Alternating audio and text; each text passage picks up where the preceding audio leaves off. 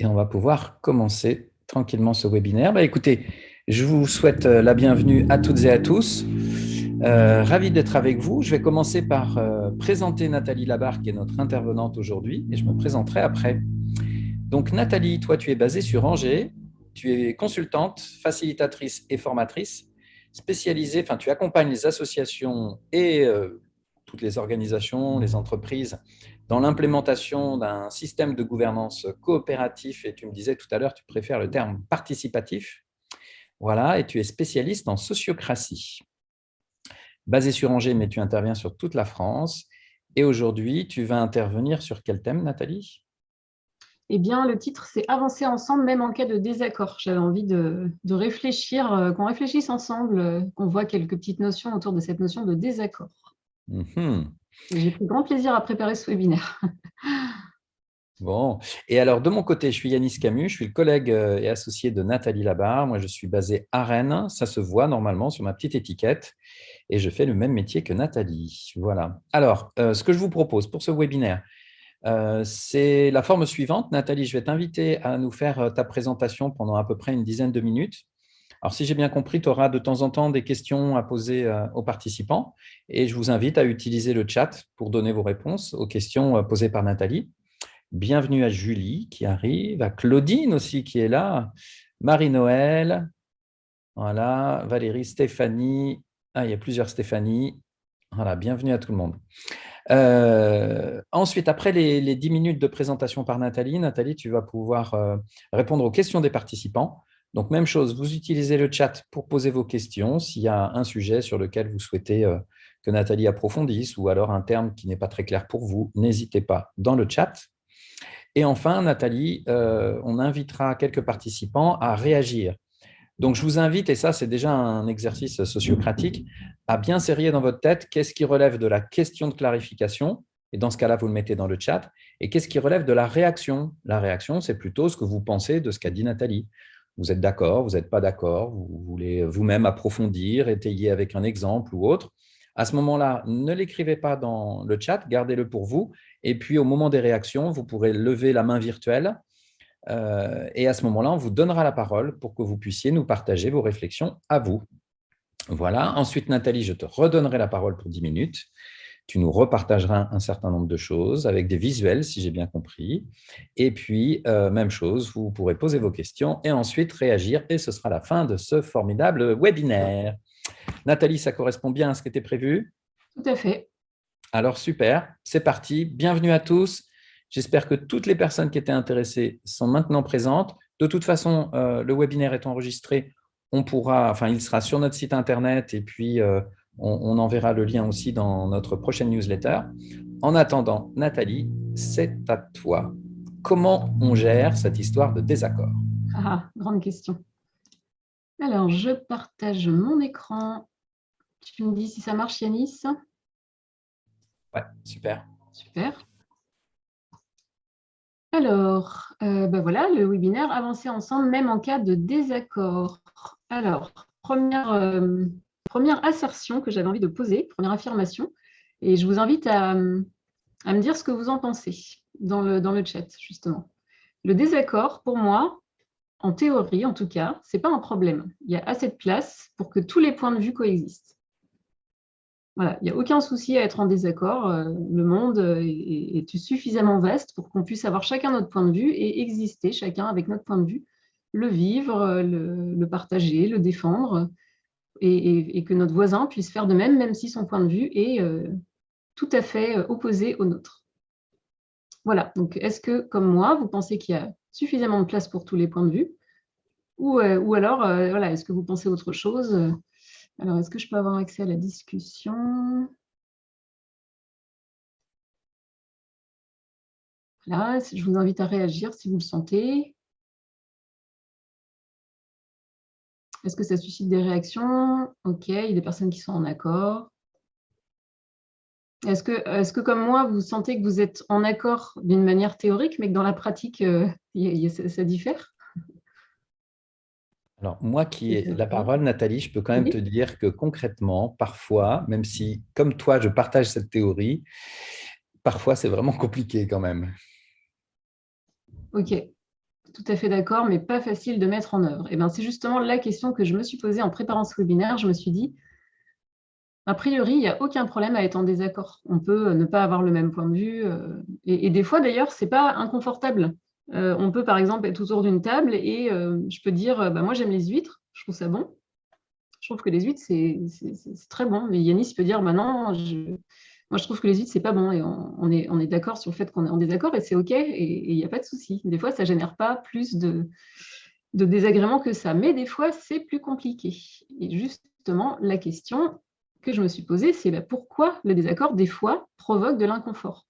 Est-ce que, d'après vous, ça représente un danger? Et quel danger ça pourrait représenter? Si vous vous imaginez une situation que vous avez vécue récemment, vous étiez en désaccord avec quelqu'un, pourquoi, ça, selon vous, ça a généré de l'inconfort chez vous? Est-ce que ça vous a paru dangereux que la personne pense différemment? Est-ce que vous avez l'impression que ça remettait en question ce que vous pensiez, que ça diminuait en fait votre vision à vous? Qu'est-ce que vous, selon vous, vous avez ressenti à ce moment-là? Pourquoi ça a été problématique? Pour moi, le plus difficile est le désaccord qui heurte mes valeurs. Ah oui, bah, la question des valeurs, effectivement. Quand, on va en parler plutôt en deuxième partie, mais quand il y a un désaccord que je vais qualifier de profond, effectivement, ça génère l'inconfort. Ça peut être gênant pour aller dans la même direction. Bah oui, tout à fait. Si on a l'élan, l'envie de travailler ensemble, par exemple, tout simplement, et donc a priori d'aller dans la même direction, si on est en désaccord, eh bien, ça froisse à l'intérieur, parce que ça heurte notre envie profonde d'aller dans la même direction. Parfois, j'ai peur que ces paroles influencent le groupe et m'empêchent de vivre quelque chose d'important pour moi. Ouais, ça, je crois que c'est ce que j'identifie le plus souvent quand je suis en désaccord, c'est que je crains que le point de vue différent de l'autre m'empêche de pouvoir vivre ce que moi j'ai envie de vivre en fait. Sentiment de perdre le contrôle, tout à fait, ça va dans ce sens-là. Ça peut heurter une fragilité personnelle, effectivement, si on manque de confiance chez moi, ça peut se traduire comme ça. Des fois, je manque de confiance dans ce que j'affirme, et si une personne affirme le contraire, bah, du coup, je me démonte un peu intérieurement, et du coup, j'ai du mal à rester centrée et affirmée dans ce que je pense. On peut craindre que le désaccord nous remette en question en tant que personne. Ok, effectivement, ça peut renvoyer aussi à ma personne, à l'estime que j'ai de moi-même ou à ce que les gens peuvent penser de moi et qui peut être très important pour moi. Il faut être capable d'écouter l'autre, ne pas se sentir manipulé et ne pas stopper le lien. Ah oui, la question du lien, elle est vraiment très importante. Effectivement, idéalement, on peut rester en lien avec la personne, même un lien tout à fait chouette, un lien de confiance, un lien fort, et pour autant être tout à fait en désaccord. Et la question de l'écoute, je ne vais pas beaucoup l'aborder aujourd'hui, mais effectivement, elle est vraiment très importante. Ok, merci pour vos réactions.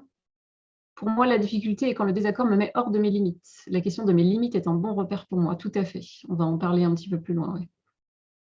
On peut aussi craindre que toute forme de discussion soit rompue. Bah, c'est la fameuse question du lien. Il y a une part de moi qui a envie de m'affirmer dans ce que j'ai à dire, dans ce que j'ai à défendre, dans mes valeurs, par exemple. Et il y a une autre part de moi qui est très attachée à la relation et donc qui craint de perdre la relation si je continue à m'affirmer dans le désaccord. Ok, merci pour toutes vos réactions, très intéressant. Alors, on va passer à la slide suivante. J'avais envie de vous inviter, alors peut-être que certains connaissent déjà ces notions, mais à vous poser la question. On va commencer par une partie un peu introspective, hein, avant d'aller en mode solution dans la deuxième partie de mon intervention. Qu'est-ce que le désaccord engendre parfois le conflit? Du coup, on sent que justement la relation elle peut être un peu déstabilisée, menacée. Et comment vous réagissez dans ces moments-là, quand vous sentez que c'est un désaccord, mais un désaccord qui déstabilise? Parce que comme j'ai dit tout à l'heure, il y a des désaccords qui ne posent pas de soucis. On peut ne pas être d'accord sur le fait que telle chose est belle ou telle chose est de couleur verte ou telle chose est bonne. Enfin, voilà. Mais des fois, quand on sent que ça suscite de la tension à l'intérieur, eh bien, voilà, on commence à rentrer dans une relation de tension, une relation éventuellement conflictuelle. Et du coup, comment vous réagissez dans ces cas-là? Alors, juste pour vous donner une idée bon, c'est très schématique, mais ça permet de se situer un petit peu. C'est la notion de hérisson, paillasson, polisson. Donc, il y a des personnes qui ont plutôt tendance du coup, à vraiment s'affirmer fortement, voire à passer dans l'agressivité, dans la domination. Là, on est dans la lutte de pouvoir un petit peu. C'est le fait Souvent, quand on a envie d'avoir raison et de convaincre l'autre, par exemple, qu'il a tort, eh bien, on peut dire qu'on est en mode hérisson. On va avoir des pics qui vont sortir, des pics pas physiques, mais énergétiques, et on envoie quelque chose d'assez agressif à l'autre. Ça peut être dans des paroles, ça peut être dans une gestuelle, ça peut être aussi tout à fait énergétique, on peut être dans un silence, mais voilà, le non-verbal va communiquer cette forme d'agressivité. Ou alors, on peut avoir tendance à être paillasson, c'est-à-dire je m'écrase. Voilà, justement, je tiens beaucoup à la relation, ou alors là, je ne suis pas sûre de moi, je suis un peu pétrifiée, je ne sais pas comment réagir, et du coup, je vais fuir, je vais arrêter de parler, ou je vais passer à autre chose, je vais quitter la conversation, et je ne vais rien faire. Je vais laisser faire, laisser dire l'autre. Voilà. Ou alors, polisson, là, c'est plus utilisation du centre mental, de la réflexion. Je vais chercher à trouver des arguments pour déstabiliser l'autre, ou pour l'amener à penser comme moi, ou pour l'amener à faire comme je voudrais qu'il fasse. Voilà, là, c'est plus le côté polisson. Donc, ce n'est pas très glorieux ce que je présente, donc on a du mal à se reconnaître là-dedans, mais honnêtement, on a tous une tendance naturelle et réactive, notre premier instinct. Après, on a d'autres choses qui se mettent en place si on prend le temps d'y réfléchir et si on cherche à adopter une autre posture, mais on a tous une tendance naturelle. Moi, par exemple, je dirais que ma tendance naturelle, elle va osciller entre hérisson et paillasson. Si je me sens en confiance, je peux sortir le côté hérisson et tout de suite m'affirmer en contre et dire que je ne suis pas d'accord, que je ne suis pas d'accord avec l'autre et voire même voilà, avoir limite un peu d'agressivité. Mais si je ne suis pas en confiance, je vais plutôt avoir tendance à ne rien dire, à me taire et à garder un sourire et à préserver la relation, en fait, plutôt que mon idée et voilà, mes envies. Donc ça va dépendre un petit peu du contexte et de ce qui se passe pour moi dans la relation et dans le groupe à ce moment-là. Côté polisson, il n'est pas très développé chez moi. Ça, à mon avis, ça m'arrive, mais c'est moins courant. Donc voilà, je vous invite à réfléchir une petite minute et à le partager pour ceux qui le souhaitent. Ma tendance naturelle, ça ne veut pas dire que vous êtes tout le temps comme ça ne veut pas dire que vous avez envie d'être comme ça, et l'idée, ce n'est pas de se flageller, mais ma tendance naturelle serait plutôt, dans un premier temps, à réagir comme ça. Et en attendant, je vais lire le commentaire de Yanis. La dernière fois que j'ai senti, je suis devenue négatif et que je freinais ce que souhaitait la personne car j'avais l'impression qu'elle voulait m'imposer son truc. Je n'étais pas vraiment imposée à ce fameux truc, mais le fait qu'elle me l'impose m'a vraiment agacée, donc je suis devenue négatif. Effectivement, quand on est en désaccord et qu'on a l'impression que l'autre veut annihiler ce qu'on est en train de penser, il y a une part de nous qui réagit en général de manière assez automatique. J'essaie de convaincre avec énergie, voire hérisson, puis à un moment, je lâche. Je peux être les trois, tout à fait. On passe tous, d'ailleurs, je pense, par les trois. C'est pour ça que je parle de tendance naturelle un peu plus forte. Plutôt hérisson et paillasson aussi, selon les situations. Et moi, j'avais une petite question, Nathalie, parce que si je devais répondre, tu vois, à ta question, je me dis, ben, je me rappelle d'une époque où j'étais très hérisson. Et comme ça m'a valu pas mal de conflits et de grosses difficultés, finalement, j'ai l'impression qu'aujourd'hui, je suis devenu beaucoup paillasson. Et bizarrement, parfois, mes proches me disent qu'est-ce que t'es polisson? Alors, j'ai du mal à trouver vraiment, tu vois, ma tendance naturelle dans tout ça. Et effectivement, j'ai l'impression qu'il y a un peu des trois. Bah, Même si comme... globalement, en ce moment, quand même, j'ai l'impression que j'évite vraiment le conflit et que je me la joue plus paillasson, en fait. Alors, sachant qu'il y a une quatrième possibilité qui est l'assertivité, dont on va parler après. Et que justement, quand on a eu des soucis relationnels et qu'on a l'intention de les régler, qu'on va avoir tendance à développer l'assertivité, qui est aucune des trois au final. Mais après, comme je disais, si on a du mal à se reconnaître, je vois des personnes qui répondent les trois. Ça dépend aussi des périodes de la vie et des contextes, comme je disais. Moi, dans un contexte privé, par exemple, je pense que c'est le hérisson qui va sortir dans un premier temps. Après, si je suis fatiguée et que j'ai envie d'avoir la paix, je vais être plutôt paillasson, je vais laisser... Enfin, voilà, ça va vraiment dépendre de notre humeur, des moments et aussi beaucoup de l'environnement avec qui on est et comment on se sent en confiance d'exprimer qui on est, quoi. Je t'en prie. Ma tendance naturelle, plutôt polisson, mais avec le temps paillasson. Polisson avec bienveillance. Tout à fait. Hérisson et paillasson, je l'avais déjà lu. Eh bien, voilà. Merci pour... Ah oui, il y a une personne qui va répondre paillasson dans la partie questions-réponses. Merci à vous pour vos réactions. Et du coup, je voulais en venir à la question tout à l'heure, je crois que c'est Claudine qui parlait des limites. Alors juste, je lis avant. La difficulté pour moi est de définir dans un désaccord professionnel quel est celui qui tient une forme de vérité, de meilleure solution, hein, hérisson écrasé. Ah oui, et très intéressant. Ça renvoie à quelque chose de... Bah, on va parler de cette partie-là, de savoir qui a raison, qui détient la vérité, qui a la meilleure solution et comment choisir en cas de désaccord. Pour moi, il y a deux grandes possibilités en fait. Soit c'est une personne qui va dire bah, c'est comme ça, soit c'est un groupe. On verra ça tout à l'heure. Donc j'en étais à quel point est-ce inconfortable. Le désaccord, donc comme disait Claudine tout à l'heure, elle parlait de la question des limites. Pour moi, c'est à quel point ça dépasse mes limites, justement. Et les limites, elles se mesurent à l'inconfort que je ressens. Plus c'est inconfortable pour moi et plus je suis en train de sortir de ma zone de confort et d'être dans un inconfort et donc de dépasser mes limites. Et donc j'avais envie de vous parler là. Donc on a conçu avec Yanis et avec d'autres anciens collègues d'Alter Ego sur la fameuse zone de confort et la vision que nous, on en a, parce qu'on voit passer pas mal de choses sur la zone de confort sur Internet, dans les milieux de développement personnel, assertivité, etc. Pour moi, quand je sors de ma zone de confort, j'entre dans l'inconfort. Donc, ça devient quelque chose de désagréable. Et en fait, la question à se poser à ce moment-là, eh bien, c'est de savoir, est-ce que je vais dans la zone rouge ou est-ce que je vais dans la zone verte? Si je vais dans la zone rouge, ça veut dire que je suis en désaccord avec ce qui est en train de se passer ou avec quelqu'un d'autre et que ce désaccord, c'est important que je l'affirme et que je le maintienne. C'est-à-dire, ça touche mes valeurs profondes, ça touche quelque chose de ma personnalité qui n'est pas possible pour moi de supporter. Ça touche à mes limites humaines. Par exemple, si on me demande de travailler, je ne sais pas, 15 heures par jour, ben, à un moment donné, humainement, ça commence à devenir compliqué. Donc là, l'inconfort, il est réel, il est physique, il touche à mes limitations en tant qu'être humain. Et là, dans ce cas-là, je dois faire respecter l'inconfort que je vis, je dois faire respecter mes limites. Et donc, si je suis en désaccord, je dois l'affirmer. C'est vraiment important. Mais par contre, il y a d'autres inconforts qui sont en vérité des inconforts temporaires. Et en fait, je suis en train d'apprendre quelque chose et donc je suis en train de grandir, d'agrandir ma zone de compétence. Ça peut être, on me propose de faire quelque chose de nouveau.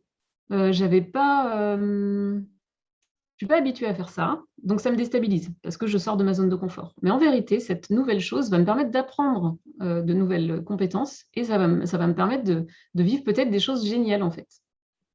C'est pour ça qu'on passe de la zone d'apprentissage et ensuite dans la magie de la vie, parce que ça peut m'amener.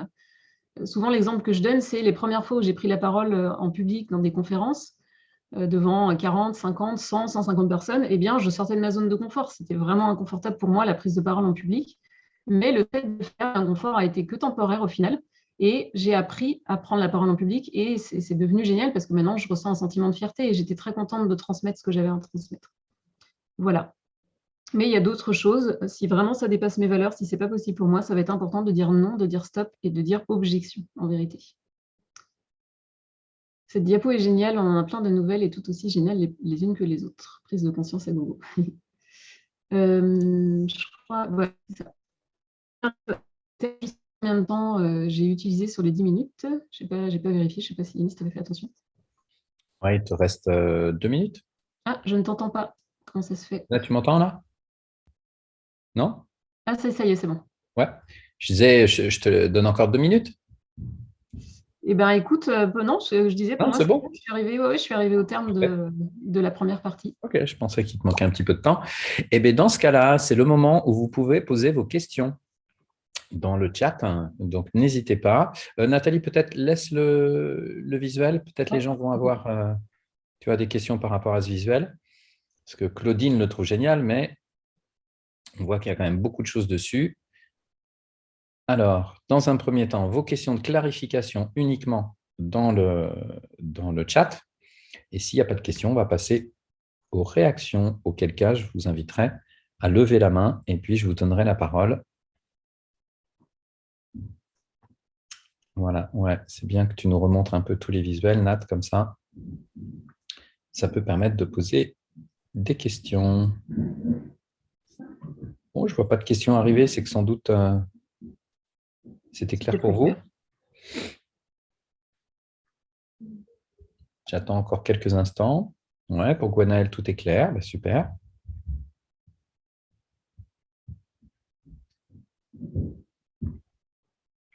Alors, première question, comment amener l'autre à cette confrontation? Nathalie. Hum, hum. Je voudrais peut-être avoir une précision, comment emmener l'autre à cette confrontation, c'est-à-dire, peut-être si vous pouvez préciser, Stéphanie, si vous sentez par exemple que vous êtes dans une limite rouge, que vraiment ça dépasse vos limites et que vous sentez que vous avez besoin de l'exprimer, c'est comment amener cette conversation? Est-ce que c'est bien ça la question?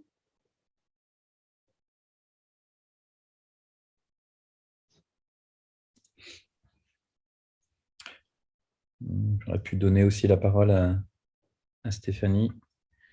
Alors sinon, je vais commencer à répondre de ce que j'imagine, en tout cas, qui est la question, comment amener l'autre à cette confrontation? Ben, personnellement, si je sens qu'une limite est dépassée et que j'ai une objection à poser ou voilà, j'ai besoin de parler de quelque chose sur lequel je suis en désaccord et que j'ai besoin d'en parler, eh bien, avant tout, personnellement, je prends du temps de vérifier à l'intérieur de moi, est-ce que j'ai vraiment besoin d'en parler à quelqu'un d'autre, c'est-à-dire, enfin, à l'autre personne. C'est-à-dire, est-ce que justement je suis dans le rouge, c'est-à-dire là j'ai besoin de faire respecter mes limites, ou alors est-ce que je suis dans le vert et c'est une invitation à pousser un peu plus loin. Voilà, ça me paraît important de passer un temps de soi à soi pour se poser ce genre de questions, parce que des fois on peut avoir tendance à ne rien dire et à se taire, et c'est dommage, mais aussi on peut avoir tendance à trop vite aller à la confrontation. Ça dépend un peu des types de personnalités. Vous voyez dans le schéma, là, dans les limites rouges, en bas, il y a écrit inconfort grandissant, danger. En gros, la question souvent que je me pose, c'est si cette situation est continue, est-ce que je vais apprendre quelque chose, je vais grandir, je vais me dépasser, ou alors est-ce que l'inconfort, il va faire que grossir et ça va m'amener dans une situation où je vais être de moins en moins bien? Et en général, si j'arrive à répondre à cette question, ça me donne la réponse. Si l'inconfort, il va être grandissant, il va me rien m'apporter, ben, là, il faut que je fasse quelque chose. Dans ce cas-là, ben, comment amener l'autre à cette confrontation? Alors, ça dépend du contexte, ça dépend des relations qu'on a avec cette personne, mais le mieux, c'est de prévoir un rendez-vous uniquement pour ça et de prévenir la personne qu'on a besoin d'aborder un sujet qui nous tient à cœur, qui nous pose problème. Et moi, souvent, ce que je fais, ça dépend du taux de confiance que j'ai envers la personne. Avec Yanis, par exemple, on est très habitué à avoir ce genre de conversation. Mais avec une personne que je connais moins bien ou avec qui j'ai moins confiance, je vais avoir tendance à exprimer le fait que c'est pas forcément facile pour moi d'aborder ce sujet-là et que j'ai vraiment besoin d'écoute. Par exemple, ça m'est déjà arrivé de poser, bah là, ce que je te propose, c'est qu'on ne se coupe pas la parole, par exemple. Je parle pendant quelques minutes. Il y a le 4x4, par exemple, c'est un outil qu'on utilise. Je parle pendant 4 minutes, tu m'écoutes, ensuite toi, tu parles pendant 4 minutes, et on fait ça 2 fois. Et ça permet vraiment que, voilà, que je puisse exprimer et que les émotions soient plutôt posées, que je puisse exprimer voilà, ce que je vis en termes d'inconfort et voilà, en gros, de mettre un cadre de sécurité à notre conversation, quoi. Voilà, j'espère avoir répondu à la question. Il y avait une autre question de René, je vois dans les questions-réponses. Qu'est-ce qu'on appelle croyance limitante en quelques mots? Une croyance limitante, ça doit apparaître sur le schéma, j'imagine. Oui, c'est ça, croyance limitante. Souvent, quand on est dans le vert, c'est-à-dire quand on doit sortir de sa zone de confort et qu'en fait, on est en train d'apprendre quelque chose, il peut y avoir des croyances limitantes qui nous freinent. Les croyances limitantes, c'est une pensée à laquelle je crois, elle est vraie, et qui, en fait, peut être mise en question. C'est-à-dire qu'il n'y a pas de vérité absolue. Par exemple, je peux croire que je ne suis pas capable de prendre la parole devant 150 personnes. Ou je peux croire que les gens ne sont pas bienveillants et que du coup, il y a forcément des gens qui vont se moquer de moi. Ça, c'est juste des croyances. Je ne dis pas que ça peut ne pas arriver, mais en vérité, j'en sais rien. Et en fait, ces croyances, elles me limitent dans mon expression, elles me limitent dans mon expérience. Et du coup, ça vaut le coup de passer à l'expérience, justement, en se respectant. Il y a écrit sur le schéma respect de soi, de son rythme. Peut-être que si on a envie, par exemple, de développer la compétence je prends la parole en public, eh bien, on peut commencer par 30 personnes, puis après 50, et puis enfin, y aller progressivement, en fait. Et petit à petit, déplacer le curseur de la croyance qui me limite, justement. Voilà, j'espère avoir répondu à la question. Et sinon, je vois qu'il y avait des réactions. Confrontation, utiliser le terme échange désamorce déjà, tout à fait. Limite rouge, oui, mais même avec des questions, pas de réponse. Questionner un tiers est compris comme d'être poli. C'est-à-dire que des fois, ce que Stéphanie veut dire peut-être, c'est que le fait de poser des questions à une personne pour comprendre son point de vue à elle, ça peut déstabiliser certaines personnes qui ont l'impression qu'on est en train de les manipuler. Bah, ça dépend du taux de confiance qu'il y a entre les individus. C'est pour ça que je parlais d'installer un cadre de sécurité au début de cette conversation qui est un petit peu sensible. et demander à la personne de quoi elle a besoin pour se sentir en sécurité, justement. Et de poser soit ce dont on a besoin pour se sentir en sécurité dans cette conversation. Et si on part du principe qu'on va être bienveillant l'un envers l'autre et qu'on va aller dans le non-jugement, eh bien, a priori, voilà, la confiance s'installe progressivement et ça permet justement de se questionner et de pouvoir mieux comprendre le point de vue de l'autre. Voilà, est-ce que j'ai répondu à... Ouais, j'ai l'impression que tu as répondu à tout ce qu'il y avait dans le chat, en tout cas. Ah, un nouveau message. Comment faire si la limite a déjà été vécue plusieurs fois et les alarmes reviennent? Comment faire pour ne pas revenir sur un historique long, une liste de reproches? Je dirais que ça dépend. Si la limite a déjà été vécue plusieurs fois et qu'elle a été exprimée plusieurs fois, là, on est face à une personne qui ne considère pas nos besoins et nos limites. Et donc là, la question se pose de est-ce que c'est bon pour moi de continuer à être dans cette relation?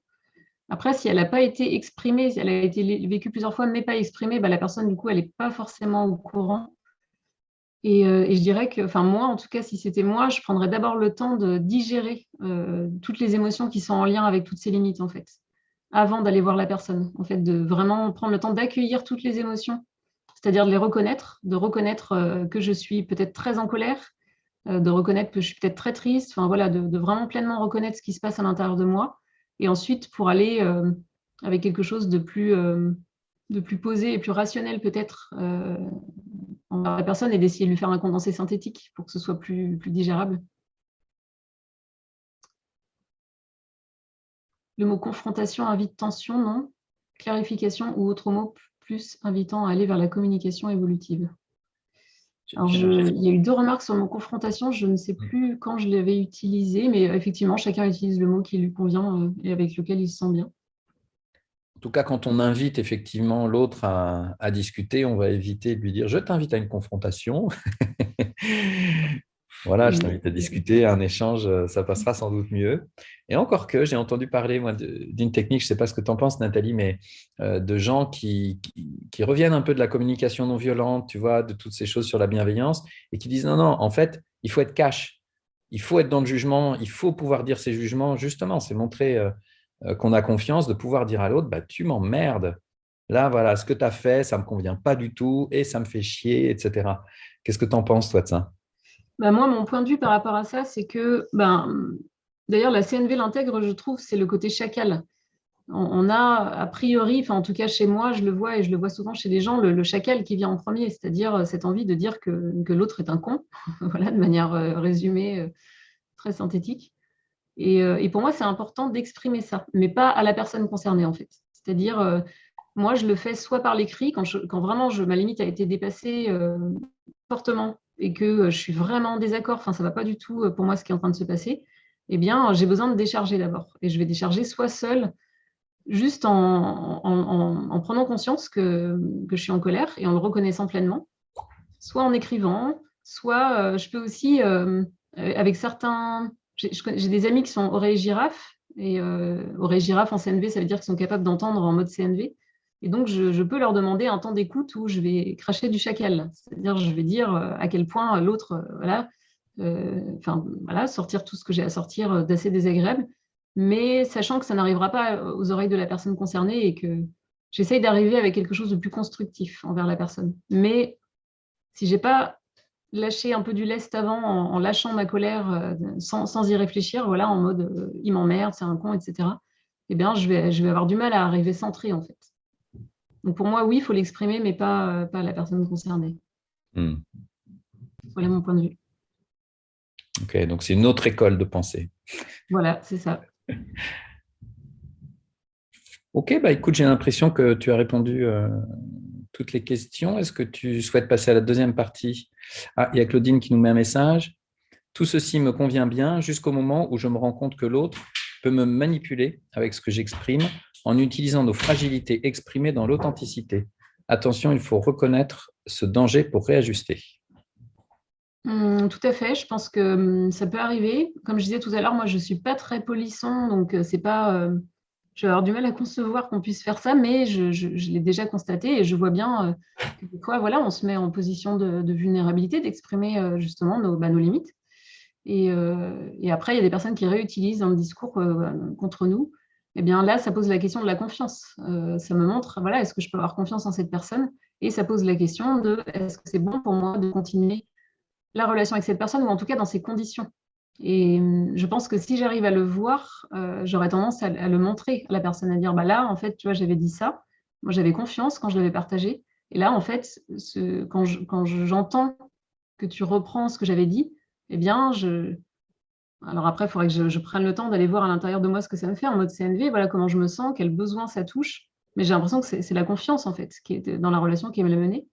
Et du coup, je peux demander à l'autre de prendre conscience de ça et d'essayer de faire attention à ça, en fait. Et à voir si la personne le considère ou pas, considère ma demande ensuite ou pas. Ça dépend d'elle et pas de moi. Et en fait, Nathalie, si je peux me permettre une petite intervention, quand je lis ça, en fait, ça me rappelle des vieux souvenirs. Quand j'étais dans des structures où en fait, il y avait pas de conscience, tu vois, de quoi que ce soit autour de la coopération et où on avait un fonctionnement absolument classique et où je sentais qu'il y avait des tas de jeux de pouvoir qui se tramaient entre les uns et les autres. Parce que le comportement que décrit Claudine, quand même, il y a une pointe de malveillance, quoi. Enfin, j'ai dit des choses, j'ai été authentique et la personne va utiliser la vulnérabilité que j'ai exprimée contre moi. Ça me rappelle vraiment ce genre de truc et j'ai l'impression, alors ce n'est pas tout à fait le sujet là du webinaire, mais de plus vivre ça depuis très longtemps parce qu'aujourd'hui, j'ai décidé de n'œuvrer que dans des organisations qui ont déjà un haut niveau à la fois de conscience sur ces questions de coopération, de communication, mais aussi qui ont mis en place des choses au niveau systémique pour éviter qu'on rentre dans ces jeux de pouvoir et où on est dans une organisation où on a plutôt envie de s'empuissancer les uns les autres plutôt que de se piquer le pouvoir, quoi. Et du coup, ouais, je suis un peu désolé, Claudine, que tu vives ça, ma foi. Mais c'est difficile parce que du coup, moi, il m'a fallu faire le deuil quand même d'aller, par exemple, dans des associations qui avaient des objets intéressants, mais où rapidement, je me suis rendu compte, non, non, le fonctionnement me convient pas du tout, quoi. Il y a un fonctionnement hyper classique où tout le monde se coupe la parole, où il y a des prises de pouvoir, etc. Et je ne veux plus vivre ça, quoi. Voilà. Et j'ai l'impression que finalement, le thème d'aujourd'hui, Nathalie, je ne sais pas si tu es d'accord avec moi, mais la question de la communication, c'est un des pans sur lesquels on œuvre, mais il y a la question de la systémie et la question des outils et de la posture qui permettent vraiment que là, ce soit complet et que chacun des membres d'une organisation puisse vivre beaucoup plus pleinement cette histoire de coopération, s'il y a tout ça. Voilà. Je ne sais pas ce que tu en penses, Nat. Oui, bah moi, en tout cas, maintenant, de ne plus pouvoir m'exprimer avec authenticité parce que je sens que j'ai pas confiance et que mes paroles vont pouvoir être répétées ou déformées ou réutilisées, ça dépasse mes limites. C'est dans le rouge pour moi, en fait. C'est plus possible. Je peux. Après, on est des humains et comme je disais, on a tous une tendance naturelle à être soit paillasson, soit hérisson, soit polisson. Et ça peut arriver des fois. La personne, elle va un petit peu là-dedans et on ne doit pas être intransigeant non plus totalement les uns avec les autres. Et quand on vit quelque chose d'inconfortable, eh ben voilà, d'essayer de le nommer et de dire bah, là, ça, je ne l'ai pas très bien vécu. Ah, ok, c'est noté. Voilà. Mais du coup, je me sens considérée et ça génère de la confiance, quoi. Claudine dit ce n'est plus dans mon actualité, mais j'ai une attention à cela. Ok. Ouais, parfois il y a des choses du passé qu'on n'a pas pas bien vécues et du coup on a une attention à ce que ça ne se réitère pas. Très bien. Nathalie, deuxième partie Tout à de fait. ce webinaire. Donc là, je suis en d'écran, hein, voilà, c'est ça. Ouais.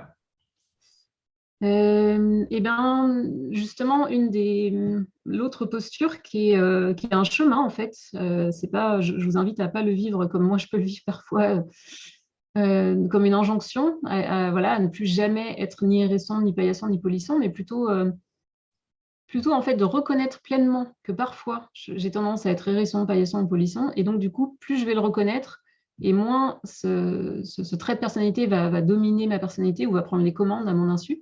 Et donc petit à petit, c'est la notion d'assertivité qui va s'installer.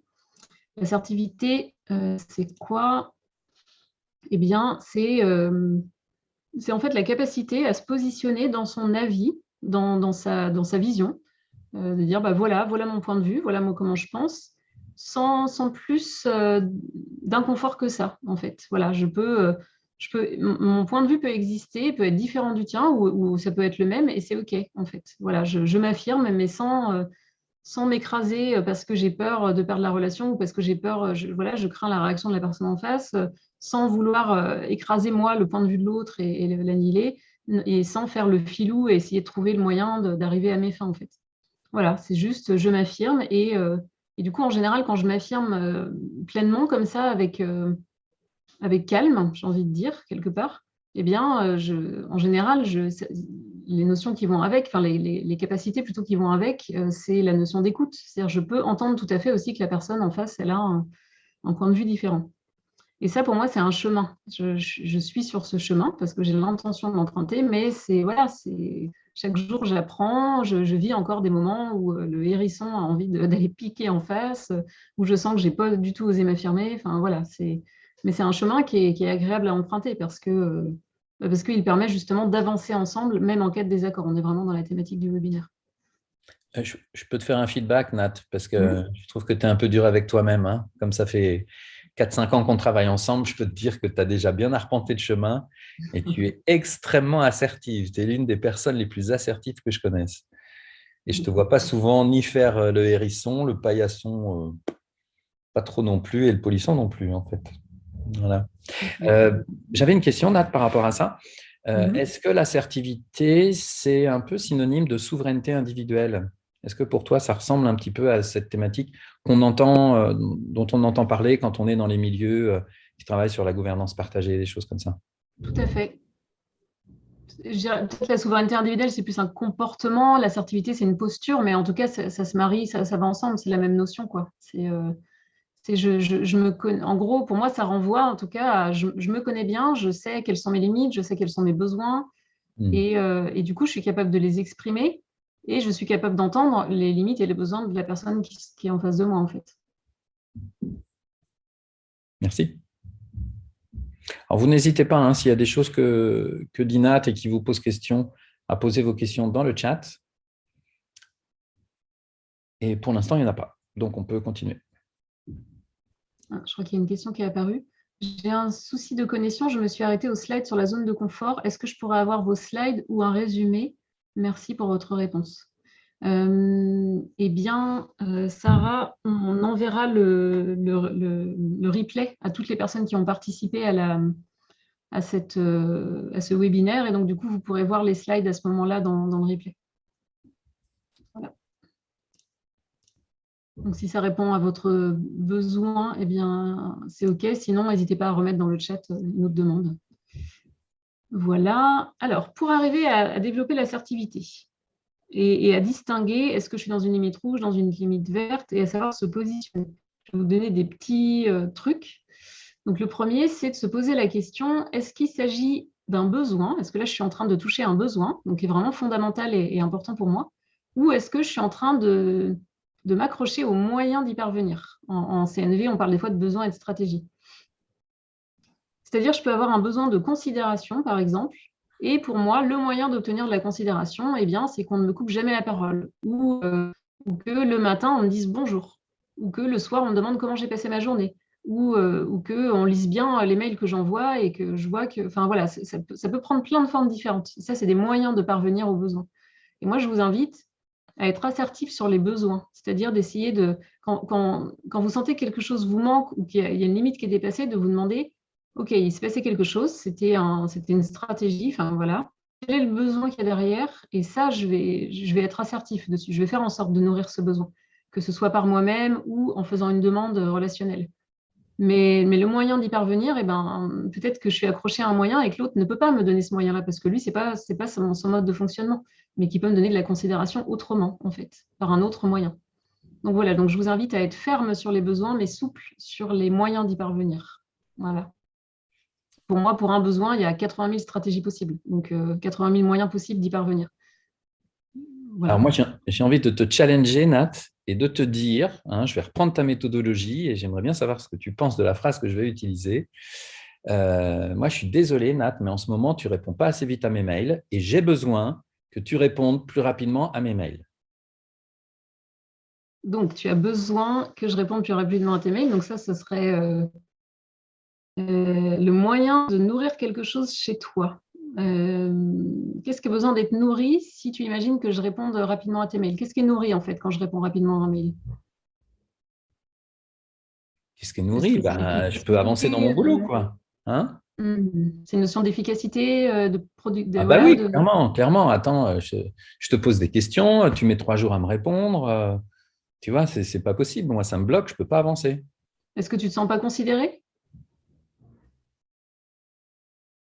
Il y a un peu de ça, ouais. Je me dis, tiens, qu'est-ce qu'elle est en train de faire? On est censé bosser ensemble, elle répond pas à mes mails. Qu'est-ce qu'elle fout, quoi? Elle est partie en vacances ou quoi? Est-ce que tu as besoin de sentir que tu as confiance en moi, dans ma présence, ma disponibilité pour pouvoir sentir en confiance dans notre collaboration? Non, en vrai, j'exagère. Il y a une toute petite voix qui s'énerve, mais non, non, non, non. En fait, j'ai confiance, c'est pas ça, mais c'est juste que ça m'agace parce que je peux pas avancer. D'accord.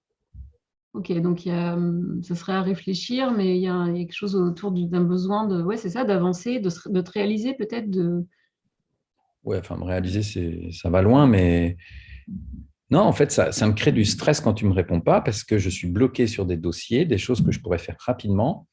Et moi, je pense que voilà, tu es chez toi, devant ton ordi en même temps que moi. Je me dis que je suis pas ta priorité et que c'est chiant quand on travaille ensemble, quoi. Mais franchement, ouais, je crois que c'est un besoin d'efficacité qu'il y a derrière. Mhm. Donc voilà. Mais je réitère, j'ai besoin que tu répondes plus rapidement à mes mails. Ok, ben j'entends qu'il y a un besoin d'efficacité, même s'il paraît qu'en CNV, les besoins d'efficacité n'existent pas. Mais en tout cas, il y a un besoin et je t'invite à ce qu'on prenne un moment pour chercher ensemble une solution de répondre à ce besoin en respectant mes limites à moi, parce qu'il y a sûrement des limites. Si je ne réponds pas, il y a sûrement une raison.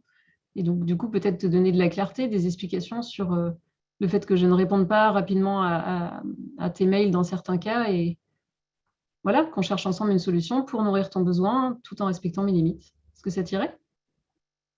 Ouais, ouais. Et là, ce que tu viens de faire, le fait que tu me questionnes et tout ça, je commence à comprendre doucement, même si tu ne me l'as pas dit. Je pensais que tu allais me le dire pour expliquer ça aussi aux participants, tu vois, mais que ce que j'exprimais comme un besoin, en fait, était une stratégie. C'est-à-dire que le problème, c'est qu'en français, on peut dire j'ai besoin que tu fasses ça, alors qu'en fait, je suis en train de parler du moyen d'y parvenir. Et je mets le mot besoin dans la même phrase juste avant. Alors que si je prends conscience effectivement que mon besoin, c'est un besoin d'efficacité et que ma stratégie, ce serait que tu répondes dans l'heure, par exemple. Bon, ça, c'est un moyen, mais tu as dit tout à l'heure, il y a 80 000 moyens. Donc, si ce moyen-là, à toi, ne te convient pas, ben, on va en chercher un autre ensemble, Mhm. quoi. Voilà. Mais c'est ça, moi, qui m'agace beaucoup, je trouve, avec les gens qui découvrent un petit peu la communication non violente. C'est lorsqu'ils commencent à mélanger besoin et stratégie et que du coup, il y a une forme d'injonction. Tu vois, parce que tout à l'heure, tu disais, bah oui, vous pouvez exprimer votre assertivité à partir de votre besoin, enfin, en parlant de votre besoin, mais j'ai assisté à des choses où c'est-à-dire qu'il y a une espèce de tyrannie de la stratégie déguisée en besoin, quoi. On peut tomber aussi là-dedans. Tu vois, j'ai besoin que tu fasses ça. Wow, Bah wow, oui, wow. c'est pour ça, c'était l'invitation de cette slide, de vraiment quand on a une limite rouge à exprimer, on sent qu'on est dans l'inconfort, on sent que c'est important pour nous de l'exprimer pour pouvoir avancer justement, retrouver du confort. Eh bien, de se poser la question, est-ce que là, je vais exprimer un besoin ou est-ce que je suis accroché à une stratégie, à un moyen en fait de parvenir à ce besoin? Et du coup, ben, soit en fait, on le pose comme un moyen. Voilà, moi, le moyen que j'imagine. Est-ce que tu peux y répondre? Oui, non. Et si c'est pas possible, eh ben, en fait, voilà le besoin en fait au fond. Et est-ce qu'on peut ensemble chercher un moyen de répondre à ce besoin? Voilà l'invitation pour essayer d'incarner l'assertivité, quoi. C'était la proposition. Ouais, en fait, je crois que ton invitation, c'est vraiment ça, c'est à changer de posture et il y a une question d'énergie, quelque chose à l'intérieur qui doit changer. Parce que sinon, ce que je viens de décrire là, en fait, c'est du hérisson qui tente d'utiliser la grammaire communication non violente ou Mm. ce que tu viens de nous dire. Mais ça reste l'énergie du hérisson, en fait, qui n'est pas du tout en capacité d'entendre, par exemple, un non. C'est aussi quelque chose qu'on dit en communication non violente. Lorsque je fais une proposition, pour vérifier que ce n'est pas une injonction et qu'il y a une attente très forte derrière, en fait, il faut que je vérifie est-ce que je suis capable d'entendre non. Si c'est OK pour moi que la personne dise non et qu'on cherche une autre manière de satisfaire le besoin, c'est que je suis dans une vraie demande. Si je ne suis pas capable d'entendre le non, alors c'est que c'est une injonction. Et là, la personne, elle le ressent, hein. même si j'utilise la bonne grammaire, Oui, tout à malheureusement. fait. Et c'est différent de présenter j'ai besoin que tu répondes à mes mails rapidement, de j'ai un besoin d'efficacité, quelle solution on peut trouver, parce que j'ai l'impression que ce besoin n'est pas nourri actuellement. Donc, c'est pour ça l'invitation de distinguer les besoins des moyens d'y parvenir. Merci. Je te laisse continuer. Oui. Et je vous invite également à différencier le stratégique de l'opérationnel. Au niveau du stratégique, donc là, je fais référence à la sociocratie, qui est un mode de gouvernance. Donc, quand on prend des décisions, quand on acte des choses, eh bien, soit on est sur le plan stratégique, soit on est sur le plan opérationnel. Donc, pour différencier les deux, pour moi, le plan stratégique, c'est des grandes décisions qui vont nous amener dans un sens ou dans un autre et qui vont avoir un impact. Quand on prend une décision stratégique dans un service, par exemple, ou au niveau dans une organisation, voilà, ou un cercle d'administrateurs, enfin peu importe. Quand on prend une décision stratégique, ça va avoir un impact sur tous et ça va nous emmener dans un sens plutôt que dans un autre, en fait. Voilà, c'est vraiment comme quand on monte dans un bateau, et ben on décide de mettre le cap sur un point en particulier. Et si on mettait le cap sur un autre point, on irait ailleurs. Donc la stratégie, ça nous emmène dans un endroit bien particulier. Et normalement, on a envie d'aller au même endroit tous quand on est dans le même bateau. L'opérationnel, ça va être la manière d'y arriver, c'est-à-dire je peux décider d'aller d'un point A à un point B, mais on peut passer par d'autres points intermédiaires, et peu importe en fait, au final, l'important c'est qu'on aille vers notre point B. Et ça, c'est plutôt de l'opérationnel, comment on fait. Ça rejoint un petit peu les besoins et les moyens d'y parvenir. Et en fait, quand on est dans de l'opérationnel, plus dans le détail, en fait, professionnellement, quand on avance ensemble, eh bien, moi, ce qui me rassure, c'est de savoir, il y a une personne qui a pris ça en charge, c'est-à-dire on a pris une décision stratégique ensemble, on s'est tous mis d'accord sur on va là, ensemble, et ensuite, comment on fait pour y parvenir? Eh bien, chacun a un rôle, et en fonction de ce rôle, eh bien, il décide de prendre des décisions parce qu'il a le mandat du groupe pour avancer et prendre telle ou telle décision qui sont plus de l'ordre du détail et de l'opérationnel et du faire et du comment faire. Voilà. Donc pour l'opérationnel, eh bien, le leader, donc la personne qui est en charge de réaliser quelque chose, elle peut prendre les avis de plusieurs personnes. Elle peut consulter, elle peut être dans une démarche très participative. Mais au final, c'est elle qui tranche, puisqu'on est sur l'opérationnel. Par contre, si on est sur du stratégique, eh bien, on va prendre le temps de décider ensemble et d'arriver à quelque chose qui nous convient à tous vraiment. Merci pour ce partage oral. Pour nous recevoir votre présentation à la fin du webinaire, je n'ai pas pu prendre de notes. Eh bien, comme je disais, le replay va être envoyé, donc vous aurez toutes les slides avec le replay. Ça, c'est un petit... Je ne vais pas rentrer dans le détail parce que je ne vais pas avoir le temps. Sur la décision par consentement, qui est pour moi un outil génial qui permet de prendre des décisions stratégiques ensemble. On va prendre le temps de partir d'une proposition, ensuite on va questionner cette proposition pour être sûr qu'on la comprend bien. Chacun va pouvoir donner ses idées d'amélioration et ensuite on va en général modifier la proposition de départ pour l'enrichir, l'améliorer à partir de tout ce qui a été dit.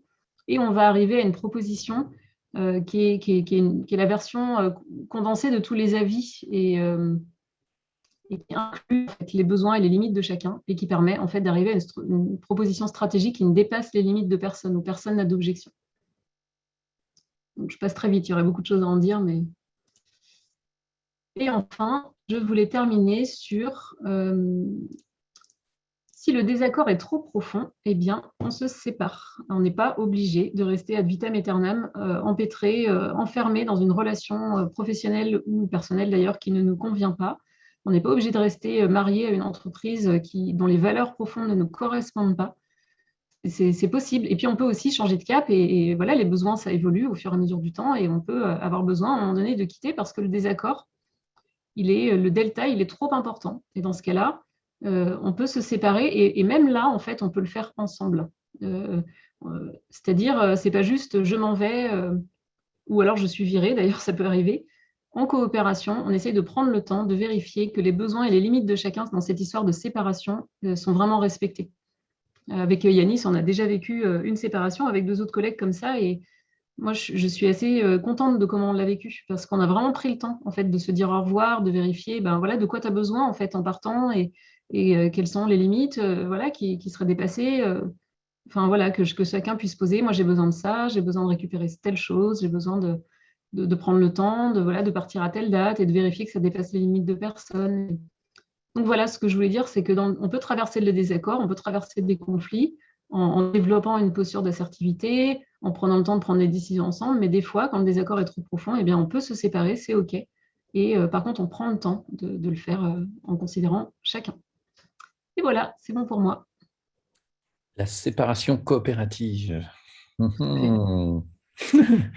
Ça, c'est tout un chemin, ça aussi, hein. Oui.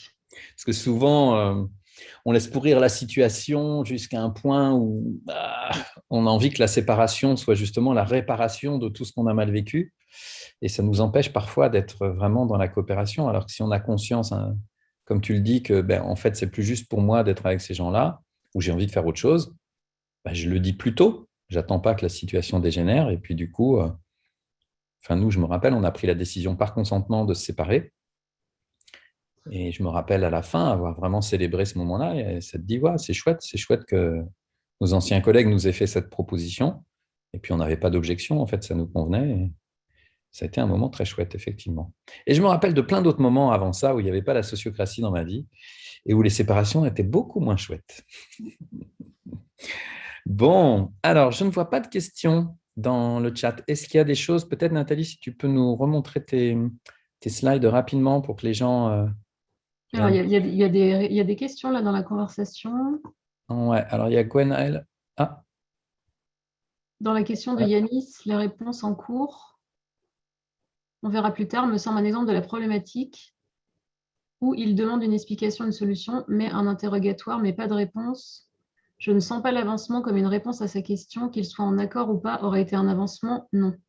Alors, par rapport à, oui, c'est sûrement l'échange qu'on a eu par rapport au fait que je ne réponds pas aux mails. En fait, si là, on n'a pas été jusqu'au bout, c'est que déjà, on est dans un webinaire face à des gens, donc ça génère un peu de stress chez moi, je pense, parce qu'en plus, je ne sais pas si, s'il a imaginé ça ou s'il y a vraiment Ah, si, il y a vraiment quelque chose derrière. OK. Ah non, non, non, non, je l'ai complètement Non. imaginé. Au Ah, contraire, tu es d'accord. hyper rapide, tu réponds tout de suite, tu es épaté. Donc, D'accord, OK. Donc voilà, pour répondre à la personne qui dit on verra ça plus tard, c'est parce que je ne savais pas si c'était vrai ou pas, que je répondais pas assez vite aux mails et du coup.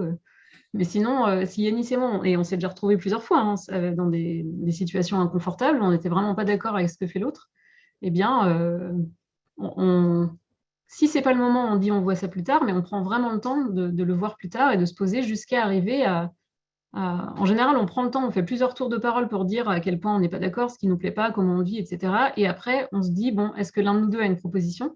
Et là, on utilise le processus de décision par consentement pour arriver à une solution où aucun de nous deux n'a d'objection, en fait, qui ne dépasse les limites de personne, qui prend en compte vraiment les besoins et les limites de chacun. et moi, je veux Voilà. bien témoigner à cet endroit-là, Nat, si tu me permets, pour dire que, bon, je te l'ai dit plusieurs fois, mais depuis qu'on travaille ensemble, pour moi, c'est vraiment une relation professionnelle idéale. Jamais j'aurais imaginé vivre un truc aussi fluide, même si on a eu un moment en particulier difficile. Mais franchement, enfin, ce que tu viens de décrire, le process qu'on utilise régulièrement, moi, il me permet d'avoir la sensation à la fois d'être pleinement pris en compte, la sensation de sécurité parce que toi aussi, tu es pris en compte et tu as l'espace en fait pour pouvoir partager ce qui est important pour toi, tes limites, etc. Et puis, il y a le fait que je sais que tu es assez assertive et que tu es assez au clair avec toi-même pour exprimer tout ça. Ce n'est pas le cas avec tout le monde. Hein. Je me rappelle dans mon passé avoir pas mal de collègues qui n'étaient pas clairs avec eux-mêmes et du coup, moi, je n'arrivais pas à savoir ce qui était important pour eux, où étaient leurs limites, etc. Et c'était plus compliqué de travailler ensemble. Mais le process que tu décris, où on partage dans un premier temps un peu notre ressenti, après, il y en a un qui fait une proposition et on prend la décision par consentement, bon sang, mais c'est royal, quoi. J'ai l'impression qu'en 10 minutes, on gère un truc et on est contents tous les deux, là où avant, potentiellement, ça devenait un conflit à n'en plus finir avec d'autres personnes, quoi. Alors, je vais continuer à répondre. Décision par consentement vient-elle de la sociocratie? Oui, tout à fait. Peut-on se former à la sociocratie en Bretagne? Eh bien, c'est Yanis qui pourra répondre à cette question, parce que c'est lui qui est en Bretagne et il est effectivement formateur en sociocratie. Après, je vous invite, Gwenaël, à contacter Yanis. Peut-être tu peux mettre ton mail dans le chat. Vous utilisez régulièrement l'expression « on prend le temps ». encore faut-il avoir ce temps à partager. Alors tout à fait. Moi, ce que je constate, c'est que dans les organisations, en fait, plus elles ont le désir de prendre l'humain en considération, et plus il y a justement, on prend ce temps. Je constate même que dans certaines organisations, presque on prend trop de temps pour l'humain. Ça va dépendre en fait. Il y a des organisations où on ne prend pas du tout assez le temps et c'est dommage parce que ça crée plein de conflits qui coûtent très cher à l'organisation. Les conflits, ça coûte vraiment très très cher. Et si des fois on prend trop le temps de prendre en considération, c'est-à-dire qu'on ne va pas prendre en considération les besoins, on va s'attarder sur chaque stratégie de chaque personne et chaque. Enfin voilà. C'est pas, et du coup, là, on perd, ça coûte aussi beaucoup à l'organisation. Donc l'idéal, c'est d'arriver petit à petit à essayer de trouver un équilibre entre, eh ben, on prend le temps, quand il y a des tensions importantes, voilà, on prend le temps de les traiter. Et en même temps, voilà, on n'oublie pas notre objectif commun qui est soit de produire quelque chose, soit d'avoir un but à atteindre, un objectif à atteindre, quoi. Ouais, sur cette thématique-là, je te coupe Nathalie, mais je fais très rapide. Sur cette thématique-là, j'ai travaillé dernièrement dans une organisation, effectivement, où les gens sont débordés, ils ont le temps de rien, etc. Tout le temps dans l'urgence. Et en fait, ce que je leur ai dit, c'est il est urgent de prendre le temps. Voilà, c'est ça qui est vraiment urgent. Parce que là, vous allez dans le mur, les amis. Et les burn-out, et les conflits, et l'inefficacité, les erreurs dans le travail, etc. Ça va être catastrophique. Donc, à un moment donné, stop. Personne ne va mourir si on s'arrête un peu et si on prend le temps. Au contraire, on va mettre en place des choses pour améliorer notre système, pour être plus efficace et du coup, pour récupérer du temps, en fait. Voilà. Tout à fait. Je partage. Peut-être Yanis, est-ce que tu voudrais bien, alors c'est Majida, si Majida est d'accord de prendre la parole parce que j'arrive pas à comprendre, vrai ou pas, quel aurait été un avancement rapide à cette question. Donc soit Majida, Alors, ouais, Magie, je vais te mettre, hop, je vais essayer de trouver le moyen technique. Oups là, c'est pas ça. De te passer la parole. Est-ce que tu peux nous expliquer un petit peu ce que tu as voulu mettre dans le chat par rapport à ça? Voilà, hop là, tu as la parole, Magie. Il suffit que tu allumes ton micro. Oui, pardon, je ne suis pas francophone, donc quand j'écris en français, c'est le désastre. Désolée. Ma question, c'était juste pour compléter l'exemple, vrai ou pas, que Yanis a fait, vous ne répondez pas assez vite à mon mail et tout.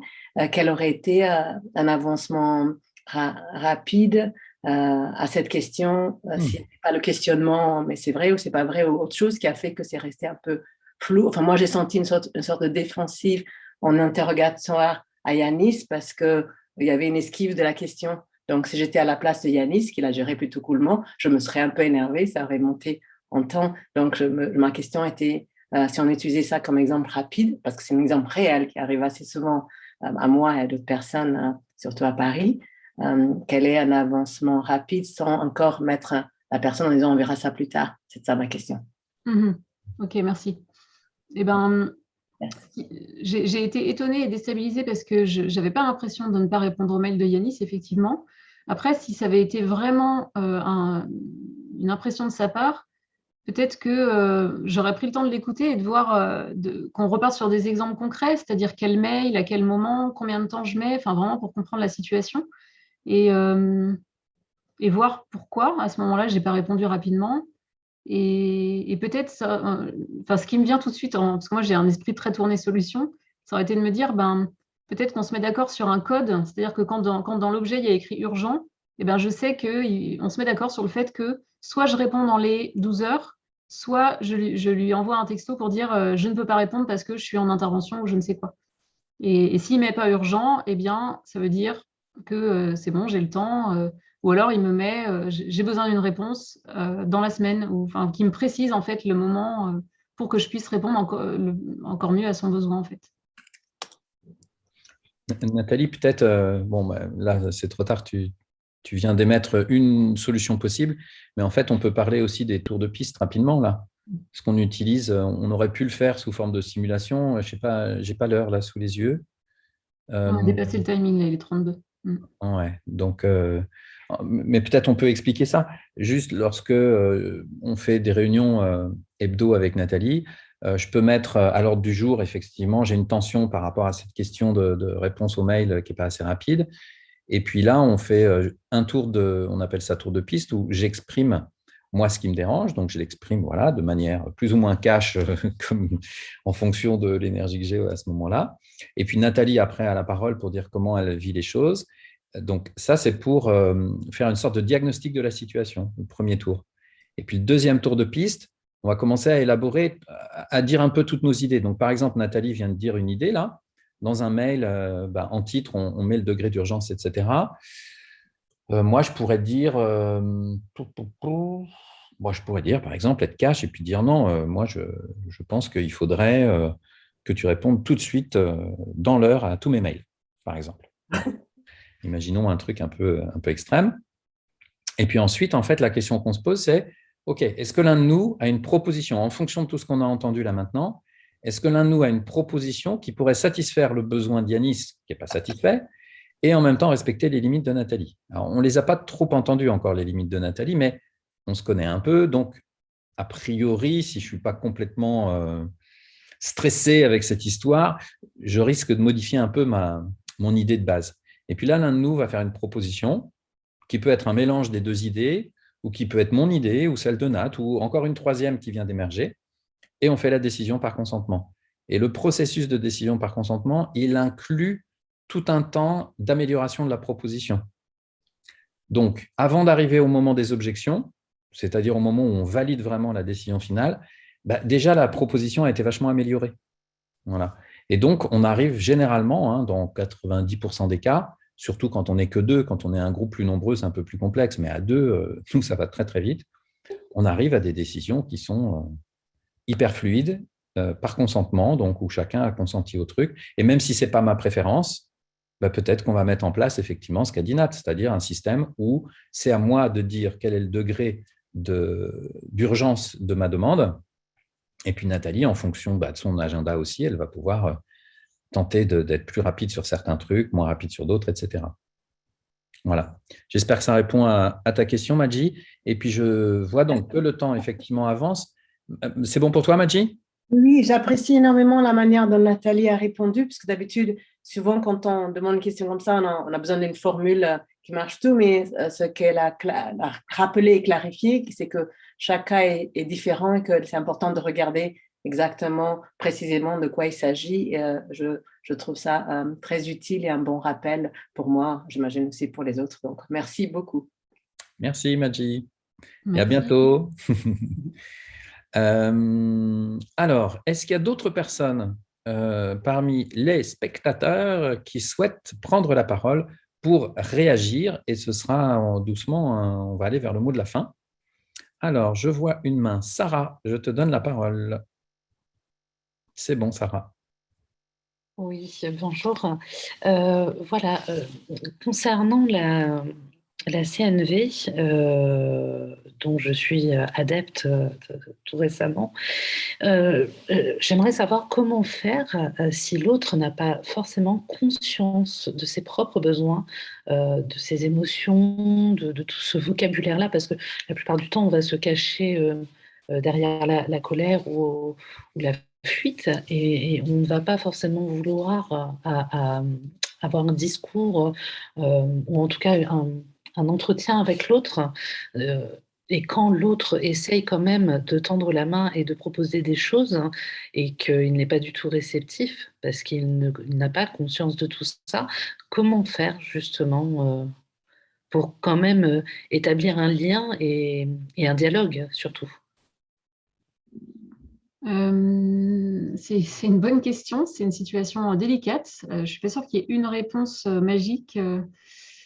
Ce que j'ai remarqué, c'est que voilà, quand j'ai découvert la CNV, j'ai voulu pratiquer et je pense que pour certaines personnes, ça a été assez agressif en fait et mal vécu, le fait que je les emmène sur ce terrain des émotions qui pour moi est assez confortable, mais pour d'autres, c'est no way quoi. Enfin voilà, parler de leurs émotions, c'est juste pas possible, pas du tout intéressant, pas du tout le propos. Et pour moi, ça me paraît important maintenant, avec le recul, de respecter ça, en fait. Ce sur quoi je ne lâche jamais, c'est le côté gagnant-gagnant. C'est-à-dire, OK, si la personne n'a pas envie d'aller en mode CNV, me parler de ses besoins, de ses sentiments, soit. Mais par contre, j'essaye de tout faire pour ne pas aller dans une compétition. C'est-à-dire, c'est moi qui ai raison, mais d'essayer de lui dire, bah, moi, mon but, c'est que là, on arrive à trouver une solution qui me convienne et te convienne. Enfin, voilà, ne dépasse les limites de personne.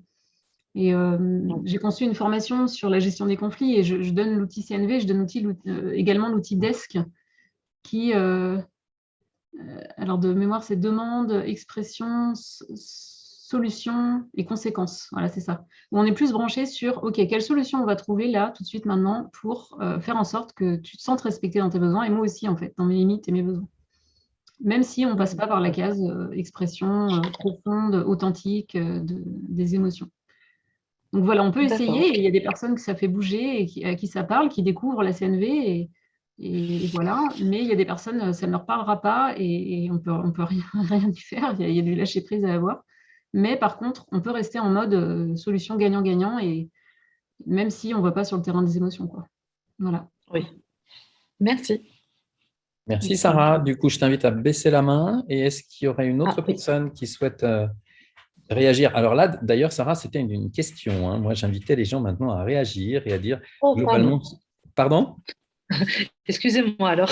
Non, mais pas de souci. En fait, ça fait vraiment partie, tu vois, de cet exercice en sociocratie où tout à l'heure, Nathalie l'a passé rapidement, mais dans le process de décision par consentement, après que la personne ait fait sa proposition, on lui pose des questions pour vérifier qu'on a compris. Et d'ailleurs, ça semble être un peu le b.a.-ba, mais qu'on oublie tous de faire dans les réunions classiques, tu vois. C'est quand il y a quelqu'un qui fait une proposition, généralement, on réagit, on rebondit, alors que parfois, on n'a même pas compris la proposition. Donc là, on prend vraiment le temps de poser des questions pour comprendre. Et après, une fois qu'on a l'impression d'avoir compris, ben là, on peut réagir. Et c'est ce que je vous propose de faire en fin de webinaire, nous dire qu'est-ce que vous avez pensé de tout ce que nous vous avons apporté aujourd'hui. Et là, toutes les expressions sont bonnes. Vous pouvez dire ô combien vous êtes en désaccord avec Nathalie et avec moi et ô combien c'est n'importe quoi ces histoires de CNV, de coopération, et qu'on ferait mieux d'être de bons hérissons, par exemple. Si c'est ça que vous pensez, c'est le moment de le dire. Et puis, si, à contrario, vous êtes plutôt d'accord avec ce qu'on a dit, vous pouvez aussi le dire à votre manière. Pour ça, il suffit de lever la main.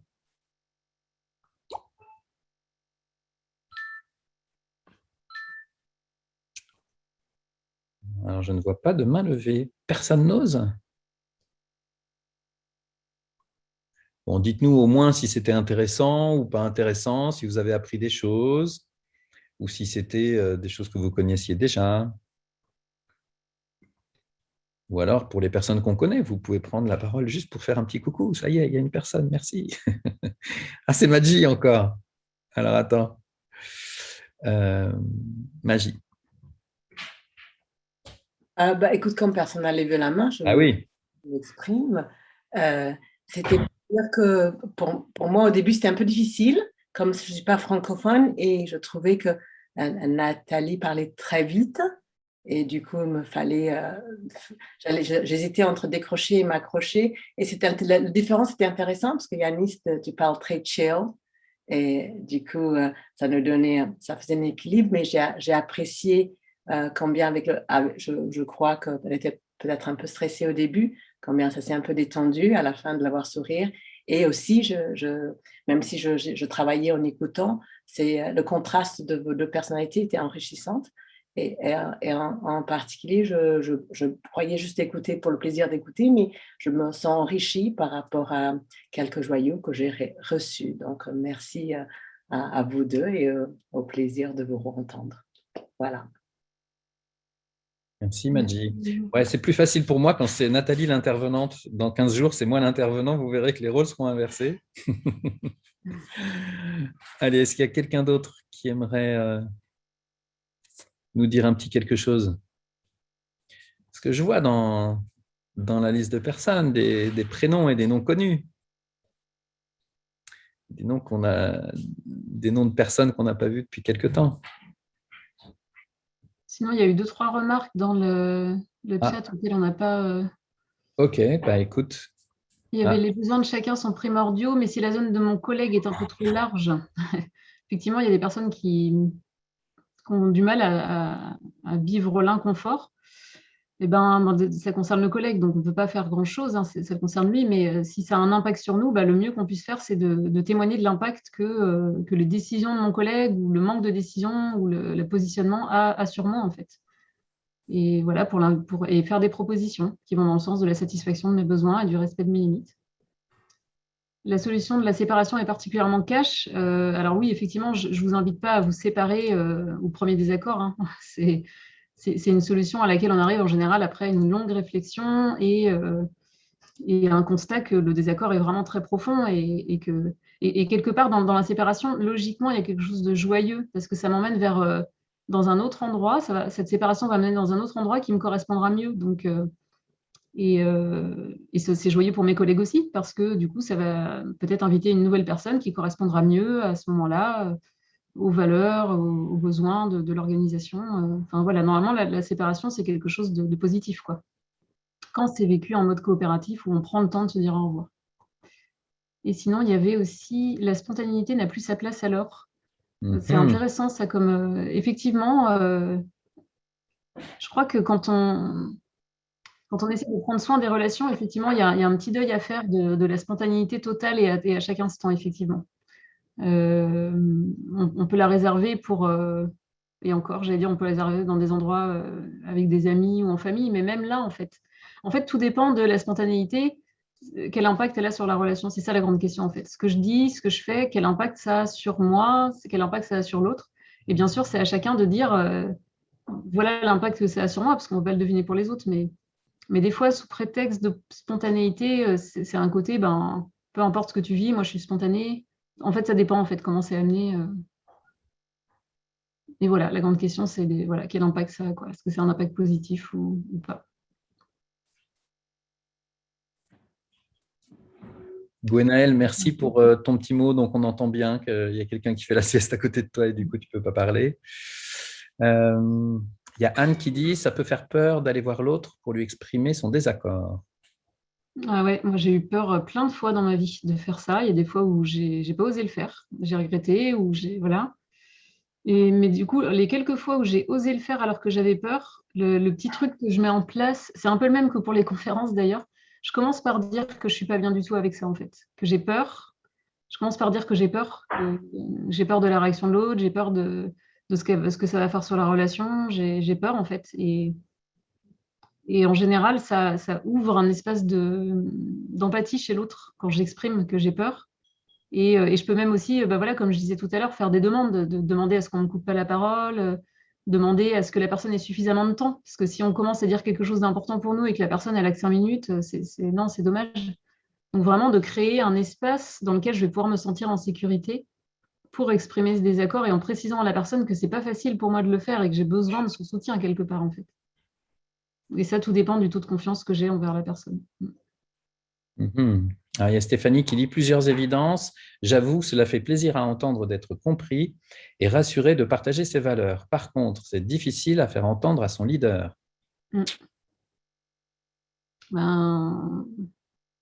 La prochaine fois qu'on donne un webinaire, il faut l'inviter. C'est ça. Il faut qu'on intervienne chez toi. Alors moi, il y a un petit truc. Je peux te dire un petit truc, Nat?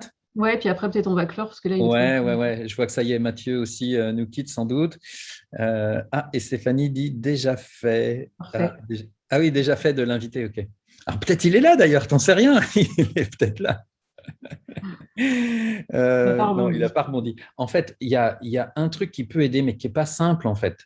J'ai l'impression que quand on est subordonné à non pas un leader, mais un manager, tu vois, qui se prend pour un petit chef, en fait, l'idéal, c'est de se dire, parce que dans ton comportement, tu peux aussi induire des choses. C'est-à-dire que si tu te comportes en enfant, tu l'invites à se comporter en parent, tu vois, en parent normatif ou ce genre de truc, surtout si tu commences à faire la rebelle.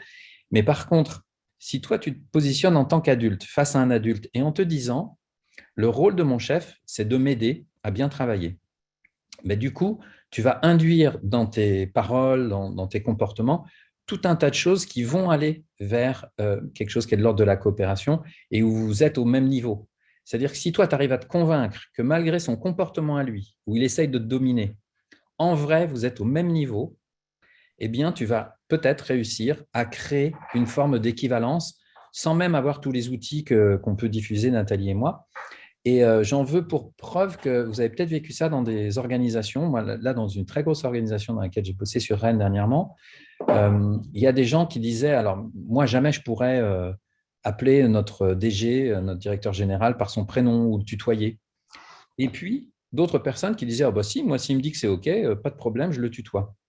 Et ben, je suis sûr que les personnes qui seraient plus à l'aise pour le tutoyer ont cette capacité déjà qui est là. C'est-à-dire qu'ils n'ont pas dans leur tête toutes ces croyances limitantes qui disent « oh là là, il faut respecter l'autorité du chef, patati patata ». Mais plutôt, le chef, c'est un membre de l'équipe, il est à sa place, voilà, parce qu'on a une organisation qui est faite comme ça. Moi, je suis à ma place, mais en fait, pour qu'on travaille bien ensemble, on a besoin de coopérer. Et en fait, ce n'est pas parce qu'il est mon chef que je dois absolument le vouvoyer et qu'il doit y avoir cette espèce de différence entre nous. Non, moi, je me sens bien avec lui et je suis à l'aise avec lui. Cette personne-là va réussir à beaucoup plus coopérer avec le chef que l'autre. Et donc, la notion des désaccords, elle va être plus facilement gérable naturellement, même sans utiliser tout ce qu'on a vu aujourd'hui. Ça va se faire naturellement parce qu'il y a cette notion d'équivalence entre les deux. Si vous vous sentez soumis à votre chef, alors là, c'est forcément beaucoup plus compliqué des deux côtés, hein, d'ailleurs. Voilà. Donc, peut-être la prochaine fois, Stéphanie, continue, envoie-lui les mails, transfère-lui nos newsletters et peut-être qu'il viendra un jour. Bon, bah, écoutez, il est temps, là, me semble-t-il. Nathalie, tu sais, on a un petit rituel en sociocratie. On se pose tout le temps la question comment on a vécu les choses. Donc, je t'invite à faire ta ronde de clôture.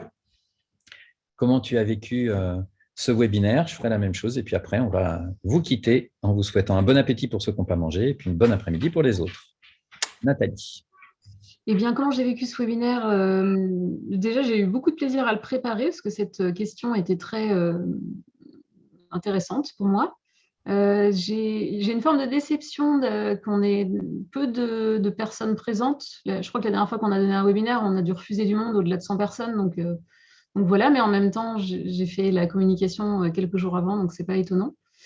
Et puis effectivement, ça faisait un petit bout de temps, ça faisait quelques mois que je n'étais pas intervenue dans un webinaire, donc il y avait, comme disait Majida tout à l'heure, une part de stress. Moi, je crois qu'elle est toujours là, en fait, l'espèce de perfectionnisme à l'intérieur qui est présent. Et en même temps, avec tout ça, je suis contente, ça s'est bien passé. Il y a eu des témoignages très intéressants, des questions très intéressantes et j'ai passé un super moment. Et puis, j'ai l'impression qu'on a été sur une formule un peu particulière d'échange entre nous deux. C'était un peu improvisé et nouveau et je trouve ça intéressant. On va débriefer après pour tous les deux pour voir ça. Et avec ça, j'ai dit. Merci, Nat. Moi, j'étais super content que ce soit Nathalie qui commence notre nouvelle année de webinaire, parce que c'est toi qui as porté finalement toute l'organisation, la préparation. Donc, un grand merci pour tout ça. C'est toi qui as porté le stress aussi, je pense, parce que moi, je suis arrivé un peu comme une fleur. Et du coup, je suis dans ma zone de confort parce que je me sens plus à l'aise, effectivement, pour animer.